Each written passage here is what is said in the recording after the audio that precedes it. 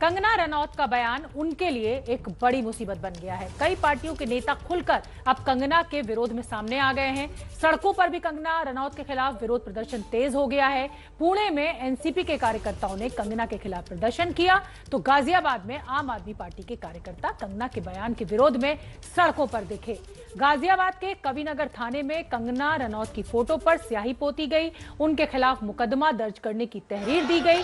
हम आपको बता दें कि हाल ही में कंगना रनौत ने एक निजी चैनल के इंटरव्यू में कहा था कि देश को आजादी 2014 में मिली थी, उससे पहले तो भीख में मिली हुई आजादी थी।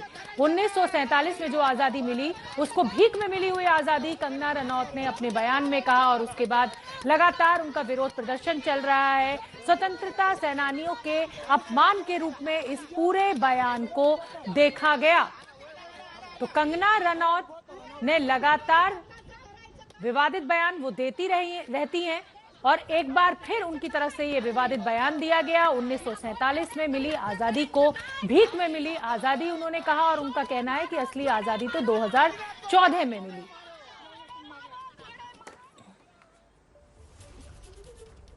और इस बीच बड़ी खबर आ रही है। वरिष्ठ कांग्रेस के नेता पूर्व केंद्रीय मंत्री आनंद शर्मा हैं। आनंद शर्मा ने कंगना रनौत के बयान की निंदा की है। इस वक्त की बड़ी खबर, कांग्रेस नेता आनंद शर्मा ने मांग की है कंगना रनौत से सरकार पद्म पुरस्कार वापस ले।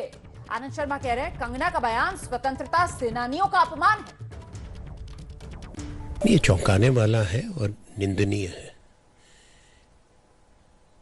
कोई भी व्यक्ति जो भारत का नागरिक है वो भारत के स्वतंत्रता संग्राम का अपमान नहीं कर सकता, जिसका नेतृत्व महात्मा गांधी ने किया।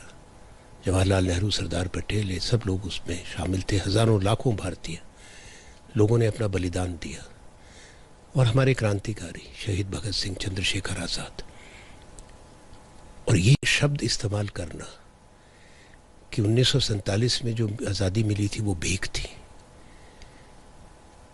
सरकार को इसको देखना चाहिए कि क्या ऐसे विचारों वाले व्यक्तियों को कोई भी राष्ट्रीय पुरस्कार देने का औचित्य है या उनको लेने का अधिकार है। राष्ट्रपति जी को तुरंत पद्म अवार्ड वापस लेना चाहिए। तो तमाम राजनीतिक दल कंगना रनौत के बयान के खिलाफ खुलकर सामने आ गए हैं। कांग्रेस के नेता आनंद शर्मा को आपने सुन ही लिया, उनका कहना है कि पद्म जो पुरस्कार उन्हें दिया गया है उसको वापस लेना चाहिए। और हम आपको बता दें कि कंगना ने कहा था कि 2014 के बाद ही असली आजादी मिली, यानी प्रधानमंत्री मोदी ने जब पदभार संभाला। लेकिन बीजेपी भी कंगना के इस बयान का कोई समर्थन नहीं कर रही है। महाराष्ट्र के बीजेपी विधायक राम कदम ने एबीपी न्यूज से कहा कि हजारों की शहादत के बाद आजादी मिली है, व्यक्ति विशेष के बयान का समर्थन वो नहीं करते। कंगना रनौत का पद्मश्री से सम्मानित हुई कंगना रनौत ने एक बयान दिया है कि 1947 में तो आजादी भीख में मिली थी, देश तो 2014 में आजाद हुआ। इसके क्या मायने निकाले जाए? भारत को जो आजादी मिली है, हमारे देश को, ये हजारों नहीं लाखों लोगों के शहादत के बाद, उनके समर्पण के बाद, कई लोगों ने बहुत संघर्ष किया, यातनाएं झेली, जेल गए। उनके त्यागपूर्ण समर्पित जीवन के बाद, शहादत के बाद हमारे देश को आज़ादी मिली है। तो उस कारण किसी व्यक्ति विशेष के इस बयान का समर्थन नहीं हो सकता। रहा सवाल 2014 का, 2014 के बाद पूरे विश्व में भारत एक विश्व गुरु करके उभर रहा है, इस बात को भी हम नकार नहीं सकते। एनसीपी कांग्रेस मांग कर रही है कि पद्मश्री सम्मान वापस ले लेना चाहिए कंगना रनौत से, और इतना ही नहीं, एनसीपी की मांग है कि आपराधिक मुकदमा चलना चाहिए, केस दर्ज होना चाहिए। हम स्पष्टता से बताते हैं कि देश की आज़ादी लाखों लोगों के शहादत के बाद मिली है।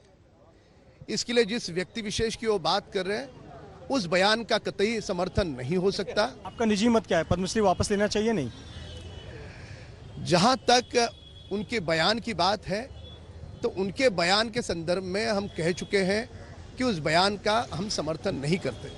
और रहा सवाल राजनीति से प्रेरित होकर के कुछ लोग बयान दे रहे हैं, अब उन बयानों से हम कुछ उस पर क्या टिप्पणी दें।